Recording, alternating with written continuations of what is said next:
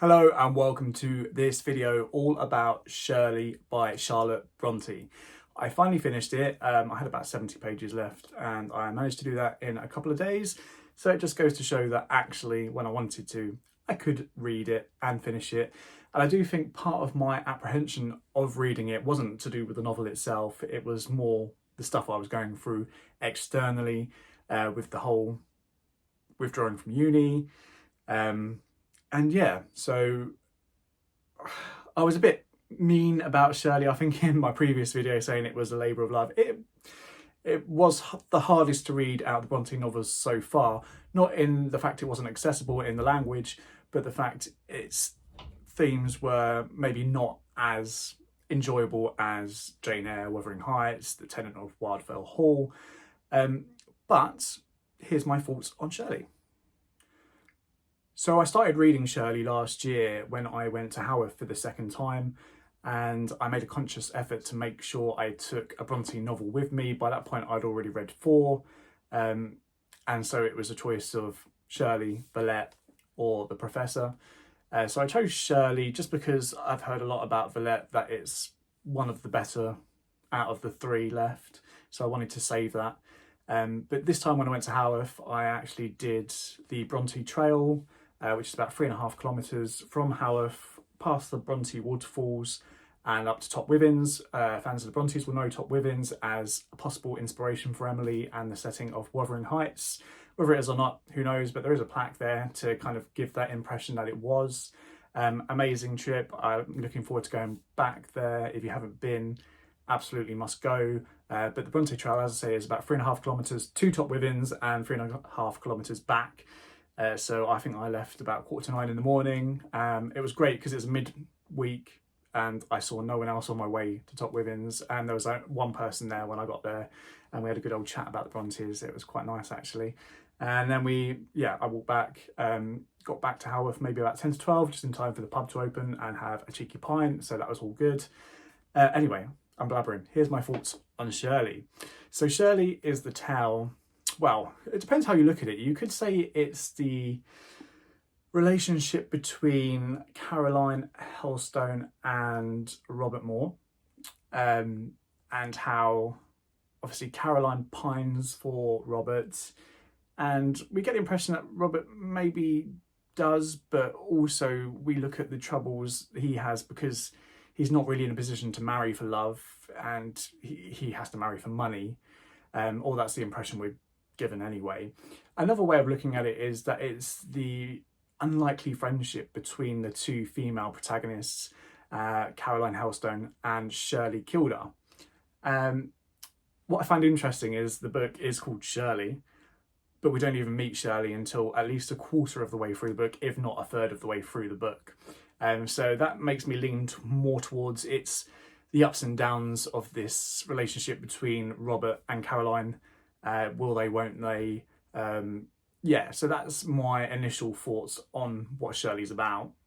When I say unlikely friendship between Caroline and Shirley, what I mean is they're very contrasting characters. We have Shirley, who's quite headstrong, outspoken, vivacious almost, and we have Caroline, who's very quiet, demure, amiable, but also very intelligent as well.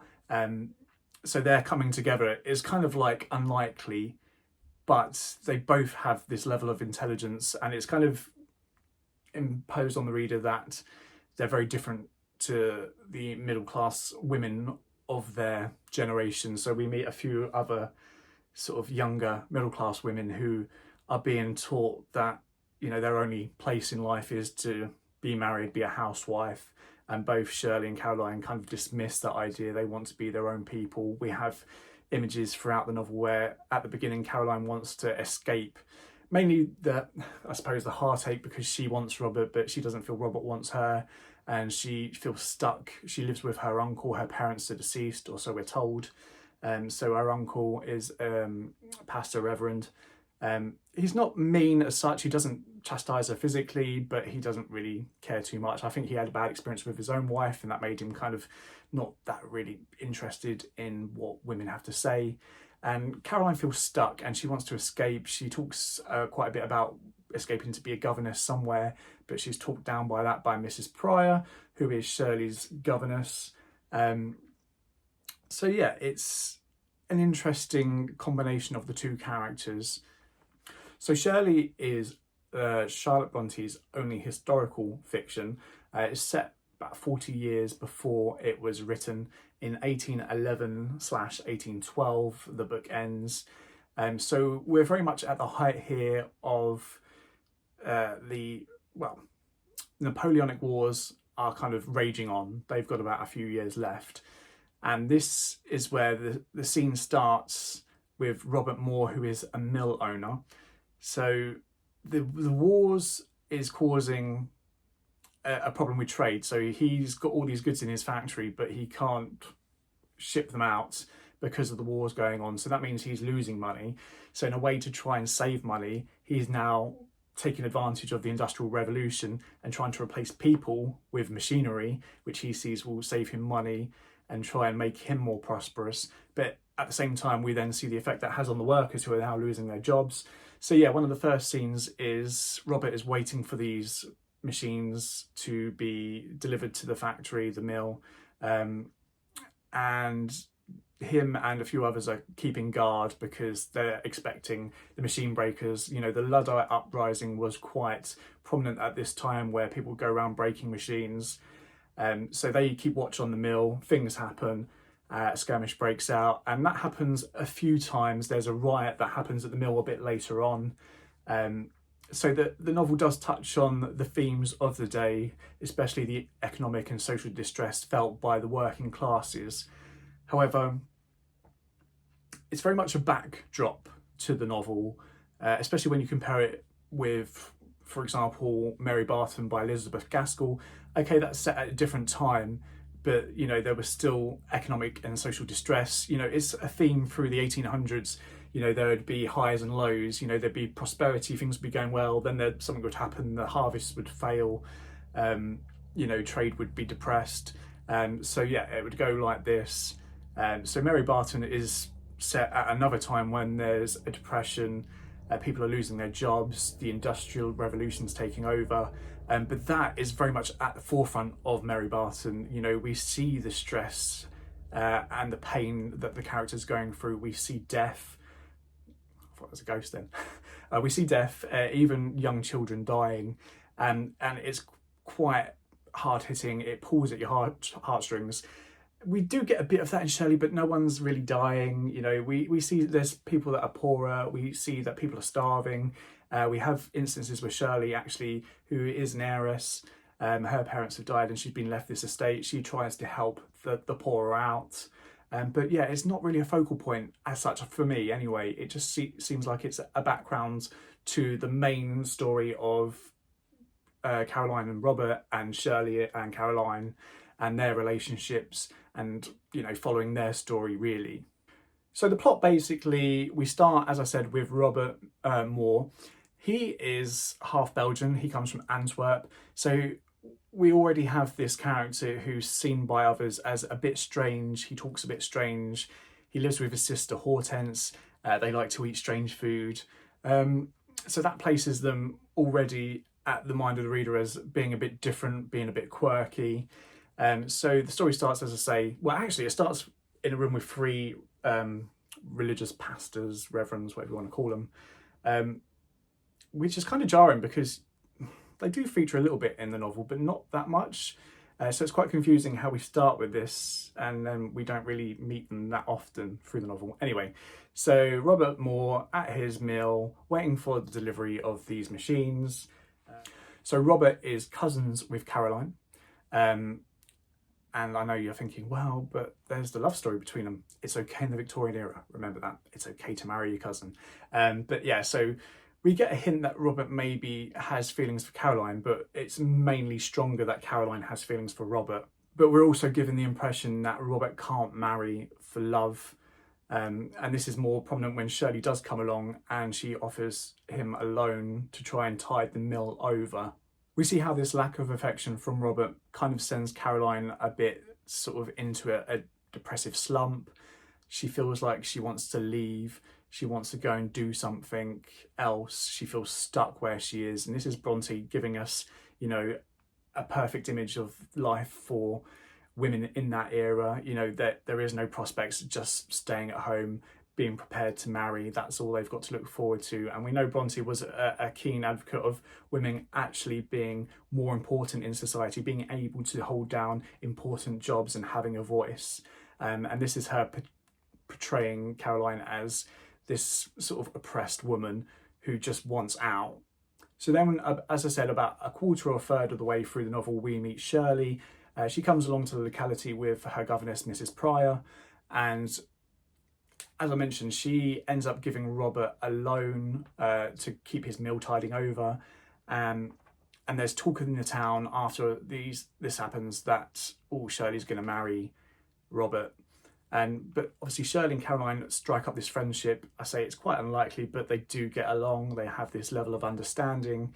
But as it becomes apparent to Caroline, she's hearing these whispers that actually Robert's going to marry Shirley. She becomes quite despondent and actually falls ill. And we're kind of given the impression at first that there's a physical illness going on, but actually as it goes along and it lasts for longer and longer, we kind of are starting to think, well, is this more a mental illness that she's suffering, you know, a depression from not being able to have the man that she loves? So partway through the novel, we have Robert who just disappears out of thin air. He's said to go on business to somewhere, and then he goes off to London, but he isn't seen for months and months, and he's staying away. Obviously, the novel itself is set probably the closest locality where the Brontes lived, in the West Ridings of Yorkshire. So we're not told why he's disappeared for so long until a bit later on. I'm not going to give you that because that might spoil what's going on. I'm trying to avoid main spoilers. But yeah, he disappears. That obviously doesn't help with Caroline's sort of illness. But then something else happens to Caroline, which does actually pick her up. And it's kind of like a full circle story where she's brought back to her childhood almost. And that's what actually brings her out of the slump. It's taking yourself back to a better time, which can revive you almost. We then have Shirley's uncle and aunt and cousins come to visit, Mr. and Mrs. Simpson. And along with them comes the youngest boy, Henry, his tutor, Louis. Now, Louis is Louis Moore. I don't know if it's Louis or Lewis. It's Louis spelling, Louis Moore. And as you probably recognise, that's the same surname as Robert. And that is because they are brothers.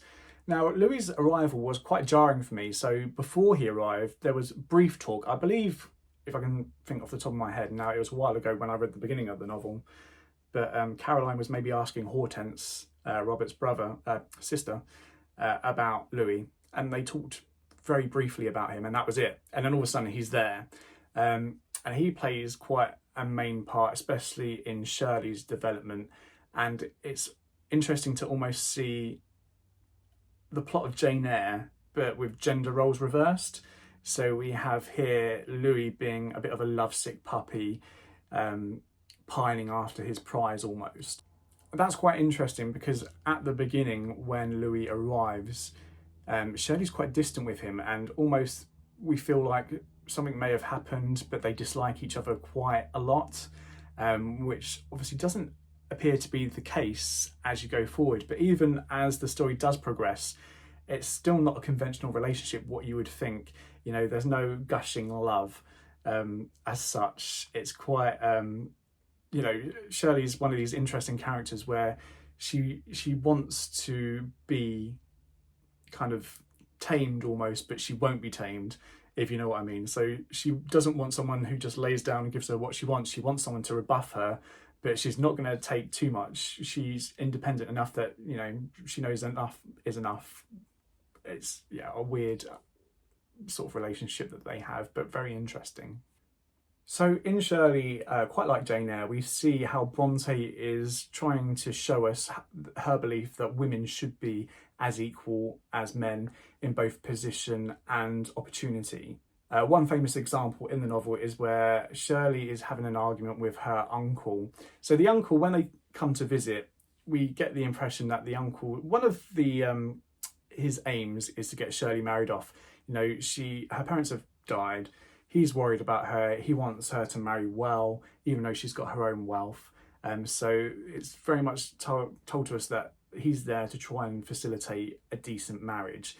And here we have Shirley kind of rebutting that, saying she's not going to take anything like that. She's not going to marry just because he says she should. So one part that I found really interesting, where Shirley's having this argument with her uncle: "When I promise to obey, it shall be under the conviction that I can keep that promise. I could not obey a youth like Sir Philip. Besides, he would never command me. He would expect me always to rule, to guide, and I have no taste whatever for the office. You, no taste for swaggering and subduing and ordering and ruling. Not my husband, only my uncle. Where is the difference? There is a slight difference, that is certain, and I know full well any man who wishes to live in decent comfort with me as a husband must be able to control me. I wish you had a real tyrant. A tyrant would not hold me for a day, not for an hour. I would rebel, break from him, defy him. Are you not enough to bewilder one's brain with your self-contradiction? It is evident I bewilder your brain." And it's that back and forth between them, and I imagine it would have been fairly shocking for a Victorian reader to have this, young woman talking back to a male, especially a male relative like that. But when you take into consideration that this is actually set even before the Victorian era in 1811, would women ever have dared speak to a man like that? I know it sounds very misogynistic to say that now, but we're obviously led to believe that women wouldn't have done that. So this is Brontë like breaking that mold and saying, well, actually they might have done, and they are worthy of being equals. Another interesting point is that in comparison, I know I'm comparing a lot to Jane Eyre, but in Jane Eyre, the suffering of women is kind of put down to their domesticity. They're stuck to being housewives or whatever. But in Shirley, it's kind of taken a bit further, and we see how Caroline's sort of trapped domesticity is almost killing her, and nearly does, with the illness that she suffers. And it takes it almost to a bit of a darker place. And it's quite interesting to see how, with Jane Eyre, marriage almost saves Jane from her fate, where in Shirley, it isn't marriage that's going to save these women who are suffering. It's actually meaningful work, although that's slightly defied and betrayed at the end of the novel, which does feel slightly rushed. Another interesting thing I found was the use of the name Shirley. Now, today we probably wouldn't think twice about Shirley as a feminine name, but back in the Victorian era, a couple of hundred years ago, it wasn't actually a common female name. It was mainly a surname or a male name. And it's quite interesting that Bronte's used this masculine name at the time to represent this strong, independent woman who is rebuffing these men in her life. So as I just mentioned, the ending does feel quite short, and I think we do have to kind of remember that during the composition of this novel, Charlotte not only lost one sibling but lost three. I think Bramwell went first, and then Emily followed a few months after, and then Anne was the year after, like literally 4 or 5 months after that. So during the writing of this novel, she lost three of her siblings, leaving her the only child of the Brontes. And that's got to have had a profound effect on her, surely. I'm not sure if maybe the ending was meant to be different, and then she just decided to give everyone a happy ending. It's interesting to note that I read in the preface to this book that Brontë had told Elizabeth Gaskell, who was a close friend of Charlotte's, that she believed Shirley was kind of a depiction of Emily, if Emily had been born into prosperity and wealth. But in the Bronte's book by Juliet Barker, she kind of argues that someone else who knew Emily, Ellen Nussey, she didn't see this, and she thought it was how Charlotte wanted to maybe depict Emily after her death. She's lost her sister, her close friend, so this is maybe what she imagines her life would have been like, or what her life is like in the next realm, who knows. But it's an interesting point to kind of think about. I did read somewhere else that she maybe based Caroline on Anne, but who knows? I haven't seen anything else on that. But yeah, we've got to kind of take into consideration the losing of her siblings during the writing of this novel. Did it affect sort of the ending? Because the last chapter is just, it's one of those, okay, right, I've spent ages giving you all this prose and right, summarise, here's what happened to him, her, done.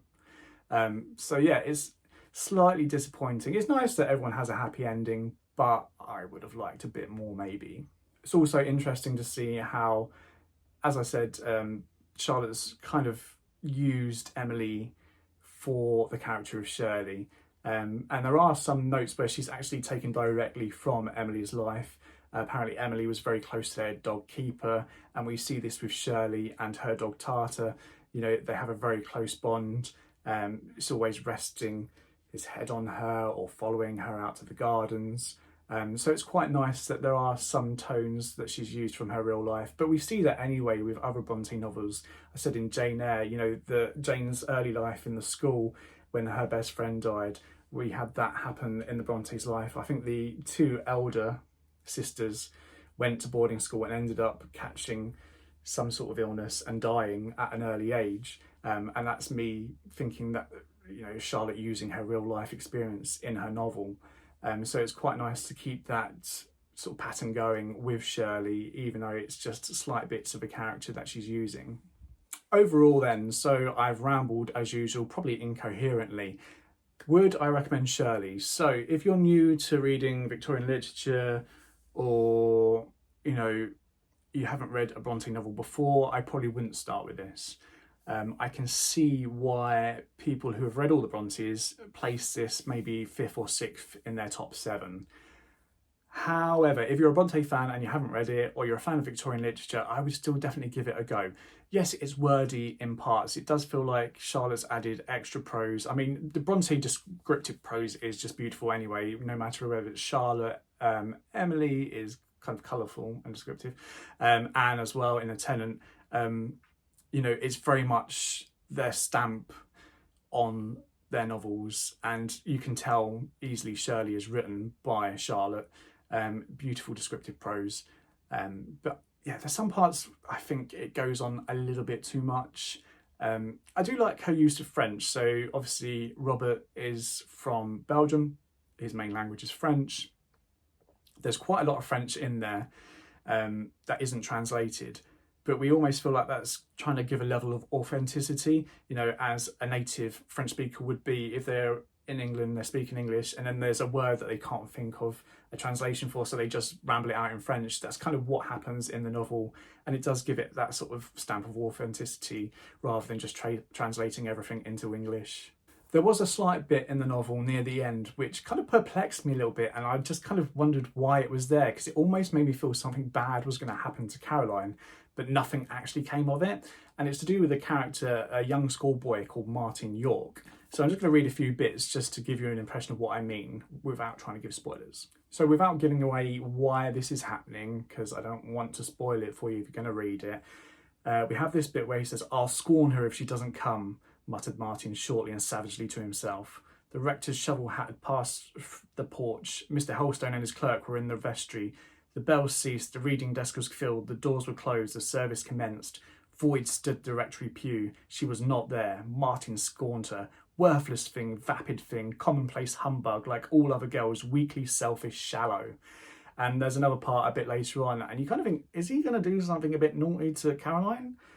And then it just fizzles out to nothing, which is really weird. And yeah, it's kind of jarring why that's in there. I don't know, maybe on a reread it'll make more sense. It does liven things up a little bit and make things a bit interesting, but it just feels a little bit out of place with the rest of the novel. That being said, though, there is an obvious nod to Charlotte's earlier work, Jane Eyre, in that she uses the narrator to communicate directly with the reader. Now, it's a bit different. Jane Eyre was first-person narrative from the point of Jane, whereas here it's an all-seeing third-person narrative, but we do have at the beginning, right at the beginning, first page, if you think from this prelude that anything like a romance is preparing for you, reader, you never were more mistaken. Do you anticipate sentiment and poetry and reverie? Do you expect passion and stimulus and melodrama? Calm your expectations, reduce them to a lowly standard. Something real, cool and solid lies before you. Something unromantic as Monday morning, when all who have to work wake with the consciousness that they must rise and betake themselves there too. And that is kind of a really good opening for the novel. It's nice that we've got that nod. She's speaking to the reader and says, you know, reader directly, but also it does set the scene because it's not a romance. It's quite plain in its kind of story, you know, the bones of the story. No, not a lot happens. Not like Jane Eyre, where you could say, oh, you know, Jane has to live with her family who don't love her. She's sent off to school and then she goes to work as a teacher and then she goes to work as a governess. You can pinpoint, you know, parts of the story as it goes along. Whereas here it's quite difficult, even making this video, you know, trying to think back. And I started this in September last year, so it's been a while. So trying to think back on the story, and it was like, what did happen then? It's kind of just a very easy telling of these people's interactions. But yeah, actually, now I look back on it, I think I was a bit harsh. I did enjoy it. It's still, out of the 5 I've read, I'll probably put it 4th, okay? So Agnes Grey, I didn't mind Agnes Grey. It's just very short and very to the point. You know, the prose wasn't as beautiful and descriptive as Anne's other work, The Tenant. So I put this 4th, but then that's because Jane Eyre, Wuthering Heights and Tenant are just so fabulous. You know, it's not because Shirley is terrible. It's just not reaching those heights for me. But still, as I said, if you're a Brontë fan or a fan of Victorian literature and you haven't read it, it's definitely worth giving a go. It's quite interesting to see Brontë try a historical fiction, even though it's more of a backdrop than a main part of the story. But that is my thoughts on Shirley. It's, you know, another rambling video of what I thought. No real coherence in what I'm saying or order in what I'm saying it. But that's that. Anyway, what's next? I'm going to have a few days off. Walter Scott Prize for Historical Fiction long list is being released on Wednesday, I believe. So as soon as that's released, I'm going to pick a few books off there, order them. My aim is to try and read all of them before the shortlist is revealed. And if that's anything like last year, I believe it was like the 1st of May last year. So that gives me about 2.5 months to read what I expect to be 12 books. So that's the plan. Thanks for watching. Hope you enjoyed. If you didn't, I'm really sorry. And until next time, bye.